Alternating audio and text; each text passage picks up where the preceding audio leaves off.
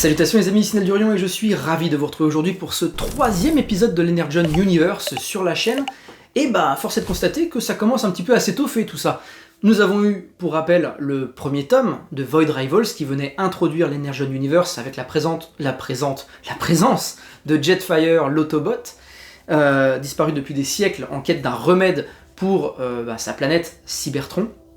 Et ensuite, le premier tome, naturellement, de Transformers, donc cette fois-ci sur Terre, avec Optimus et ses fameux compères, et du coup Jetfire qui réanimait un petit peu tout le monde au sein de cette nouvelle Terre, et ça s'est pas super bien passé pour nos camarades Autobots.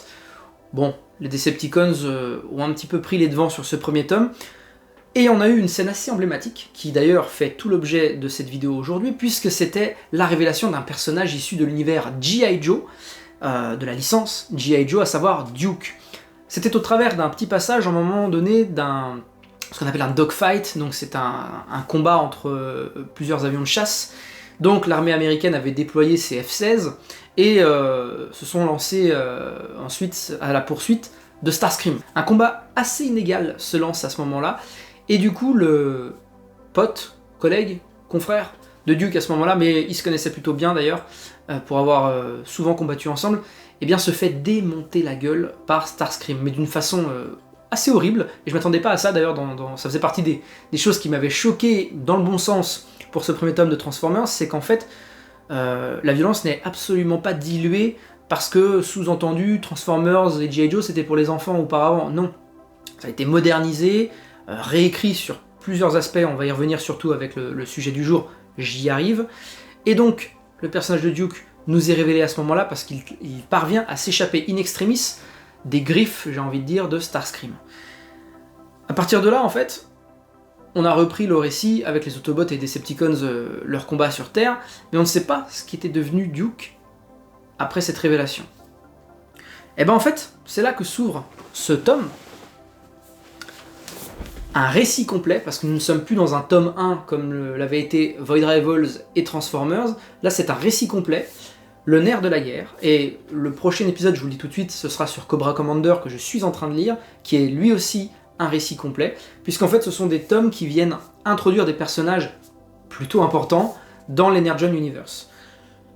Chronologiquement, cet épisode s'inscrit dans la logique en fait de lecture de l'Energon Universe, puisque c'est votre 3e lecture idéale. J'ai pas encore terminé Cobra Commander, mais dans la logique, dans Transformers, vous avez la révélation de Duke dans la scène que je vous ai décrite, donc naturellement on va s'orienter sur cette lecture-là. Et ça fait sens, parce que dès les premières pages, vous retrouvez Duke, qui va en fait tout simplement, je sais plus si c'est son colonel ou son général, Hawk, et il va en fait lui faire un débriefing de ce qu'il a vu et tout, mais il ne le croit pas. Il ne le croit pas du tout, il lui donne l'ordre de prendre des congés et de réfléchir un petit peu à tout ça et de quelle suite il va vouloir donner à sa carrière, parce que s'il s'engage sur des trucs, attendez, l'avion s'est transformé en robot, personne ne le croira jamais, et que ça va un petit peu desservir sa popularité, et par ricochet, ça va déteindre sur l'armée américaine, et ça, on n'accepte pas aux US. Et donc, ce qui était autrefois le rêve américain se transforme en cauchemar américain. Ce n'est pas de moi cette formulation, c'est directement de la bouche de Hawk qui le dit à Conrad Hauser, puisque je vous rappelle que Duke c'est un pseudonyme et que c'est bien Conrad Hauser son véritable nom. À partir de là, du coup, il va mettre à profit ce temps de repos imposé par son supérieur hiérarchique Hawk, et il va aller se renseigner lui-même avec son petit baluchon et sa petite bagnole. Il va aller en fait essayer d'infiltrer, c'est pas le terme, intégrer plutôt un mouvement un petit peu complotiste qui potentiellement pourrait avoir des informations, notamment la personne du docteur Brookhart. C'est une dame qui est capable de lui fournir des explications sur ce qu'il aurait vu, à savoir un robot se transformer en avion et vice-versa. C'est là que tout le récit va prendre une certaine ampleur, à la fois espionnage, complot, un peu de tension, vous savez un petit peu les scénarios militaro, thriller qu'on peut retrouver dans les films et tout, et j'ai beaucoup aimé cette ambiance-là, avec toujours ce côté un petit peu action movie quoi, qu'on avait dans les années 80 et un peu aussi 90 quand même, Super Cop, tous des trucs comme ça. Et là, j'ai pris un petit kiff tout simplement. Et donc le personnage de Duke va traverser moult péripéties pour pouvoir avoir ses réponses.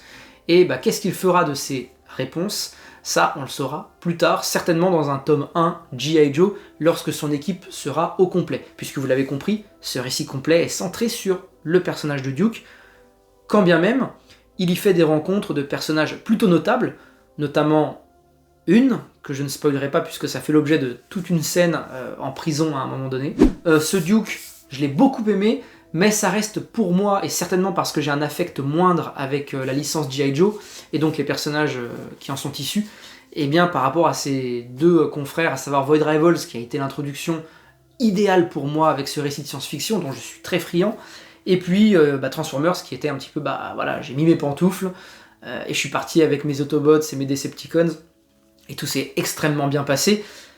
Transformers est un cran au-dessus pour moi sur des aspects parfaitement globaux, on va dire. Je trouvais que c'était bien mené, etc. Et puis voilà, tout l'affect que j'ai pour la licence.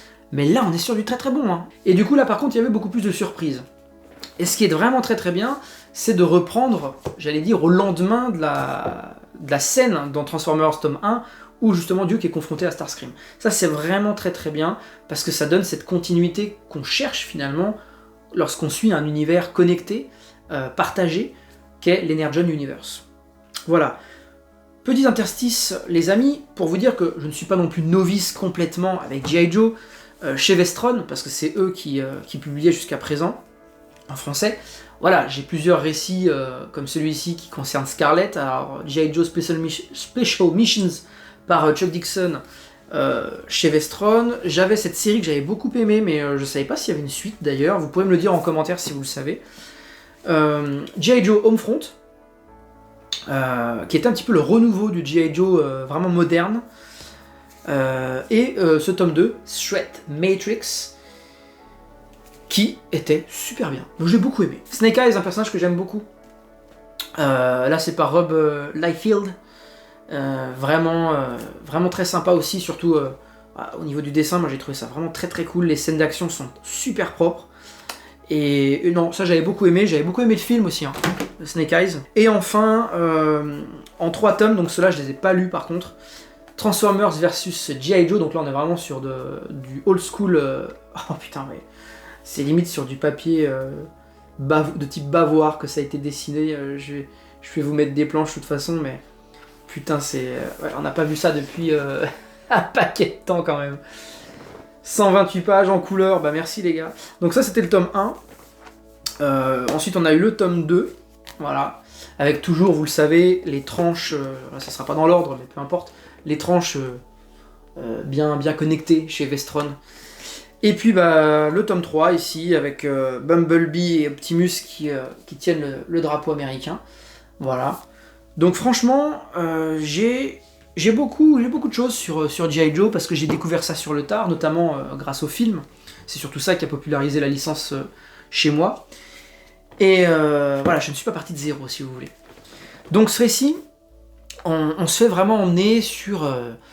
c'est presque du James Bond pour moi. Ouais, franchement, je vais pas mâcher mes mots.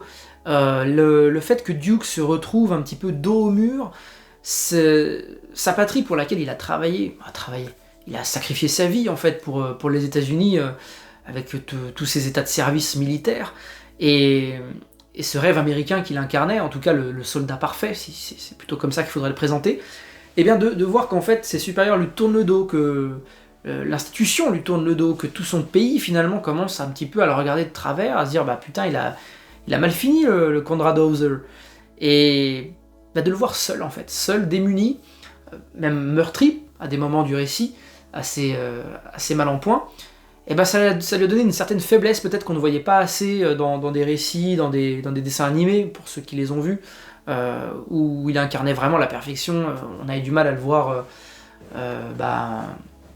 diminuer. Là pour le coup non, il est vraiment mis à mal par ses opposants, et puis il y a du job sur les personnages qu'il va rencontrer. J'ai trouvé qu'il y avait des choix plutôt cool. Alors je sais pas si c'était des personnages connus de l'univers G.I. Joe, je ne veux pas vous les spoiler, vous les découvrirez au travers de votre lecture, que je vous souhaite vraiment très agréable, parce que pour moi elle l'a été. Et c'était super bien. C'était super bien. Ça se conclut sur, très honnêtement, ça se conclut sur l'ouverture de G.I. Joe. Voilà, on sait qu'un G.I. Joe tome 1 va arriver et ce sera bien logique.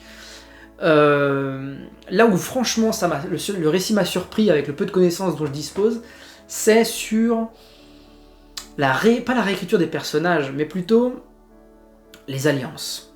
Voilà. Là où Transformers ne m'avait pas pris par surprise non plus des masses,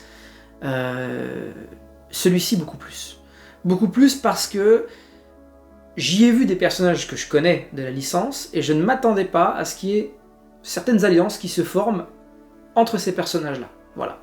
Pour le dire simplement, vous avez beau connaître, je pense très bien la licence G.I. Joe, vous serez surpris par les choix scénaristiques et les axes qui se sont donnés à tout cet univers partagé pour la suite. Voilà. Donc, vous l'avez compris, Conrad Hauser, alias Duke, va tenter de chercher et de trouver des réponses à ces questions sur cette entité qu'il a rencontrée dans ce dogfight épique qui a vu la mort de son collègue et ami Frosting. Et il va se mettre dans cette quête vengeresse de pouvoir retrouver cette entité et surtout la détruire. Si vous suivez un petit peu tout ce que je viens de dire, vous comprendrez que là, on n'est pas en train de parler d'Autobots et de Decepticons. On est en train de parler d'une entité. Donc je sens bien que ça va partir en sgeg avec les Autobots, aussi bien qu'avec les Decepticons, dans un avenir très proche. Duke va former son équipe, aussi hétéroclite soit-elle, et s'attaquer certainement au premier venu, ressemblant à minima à ce qu'il a rencontré dans le ciel. Donc si c'est Optimus et ses compères qui sont les premiers à la porte, ça va très mal se passer parce que ils ont quand même du matos, les petits G.I. Joe. Voilà. C'est tout ce que je pourrais vous dire sur ce récit, les amis, parce que très rapidement on tomberait sur carrément les fils scénaristiques évidents du récit, parce que oui, comme je vous le disais, c'est quand même c'est une trame scénaristique qui se suit et se dévoile assez vite, et on sait très rapidement vers quoi on tend, ponctué bien sûr de quelques surprises.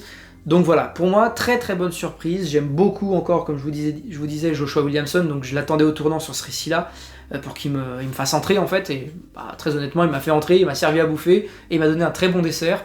Donc moi, c'est complètement... voilà, je suis conquis, et je suivrai avec beaucoup de plaisir la suite des aventures, cette fois-ci de l'équipe, et parce que comme je vous disais, c'est un récit complet, au même titre que Cobra Commander, qui arrive très vite sur la chaîne, puisque c'est tout simplement la prochaine vidéo que je sortirai là, cette semaine, avec Cobra Commander. Voilà. J'espère que vous appréciez ces vidéos, j'espère que vous appréciez ou que vous apprécierez l'Energon Universe, parce que très honnêtement, c'est néophyte friendly à fond. Vous pouvez y entrer sans avoir de connaissances. Regardez-moi par exemple avec G.I. Joe, j'étais novice, je suis toujours, mais je peux complètement apprécier, et je peux avoir ce petit truc en plus grâce au récit Vestron qui est de me dire « Oh, franchement, il choisit cet allié-là pour... oh, ok, très bien, merci, je prends. » Voilà. Les amis, on se dit à très vite. Portez-vous bien, lisez un max, très important. Lisez ce qui vous fait plaisir. J'ai eu un abonné dernièrement qui m'a écrit un très joli message, et après je clôturerai la vidéo. Très sympathique au passage, Evan, voilà, si tu regardes cette vidéo, je te remercie beaucoup. Et qui me disait... on a eu une discussion sur qu'est-ce qu'il faut lire en comics, mais... J'aime pas trop cette appellation de ce qu'il faut lire. En fait, ce qu'il faut lire, c'est ce qui vous fait plaisir. Les comics, on le sait, c'est pour un public vieillissant, parce que voilà, c'est né il y a très longtemps maintenant, et ces gens-là continuent, pour la plupart, à lire, et donc ils vont forcément vous dire que c'était mieux avant. Voilà. On tombe un petit peu sur le récit du boomer, sur le discours du boomer, qui dit, tiens, pas comme dans les jeux vidéo, ouais, les jeux vidéo c'était mieux avant. Non, c'était pas mieux avant, c'était différent, et maintenant les choses ont évolué, et je peux vous garantir que si on retournait à comme c'était avant, on perdrait un sacré gros public sur les jeux vidéo. Et c'est un petit peu pareil avec les comics, c'était pas mieux avant, c'était différent, c'était une autre époque, d'autres mœurs de société aussi, il y avait tout un contexte qui était différent, une façon de raconter, ça a très très bien évolué, et heureusement, très différente. Par conséquent, je lui ai dit, écoute, non, tu lis ce qui te fait plaisir, tu vas sur les personnages qui te font plaisir. Bien sûr que tu peux rester, et il le faut, rester à l'écoute de ce qui se fait, des choses qui existent, il faut rester l'esprit ouvert, pas trop quand même, parce que sinon on s'égare comme moi j'ai pu le faire là en début d'année et l'année dernière, et voilà, CF ma vidéo sur les indés, Et je lui ai dit non, quand quelqu'un te dit qu'un récit de 1980 il est essentiel et que tu dois le lire, ben non, si t'as pas envie, t'y vas pas en fait. Voilà, tu peux essayer mais faut pas te forcer, parce que ça c'est le pire des trucs. Hein. C'est comme quand à l'école on nous disait bah, lisez les liaisons dangereuses, on te force à lire ça, bah, qu'est-ce que moi j'ai fait, bah, j'ai cherché un bon gros résumé, je suis allé voir le film avec Keanu Reeves et tout le bordel, et j'ai trouvé ça plutôt cool d'ailleurs, mais le livre je l'ai jamais lu, et j'ai eu une très bonne note à mon commentaire de texte, donc voilà. Tout ça pour dire, lisez ce qui vous fait plaisir, mais lisez. Ça, c'est important. Allez, ciao.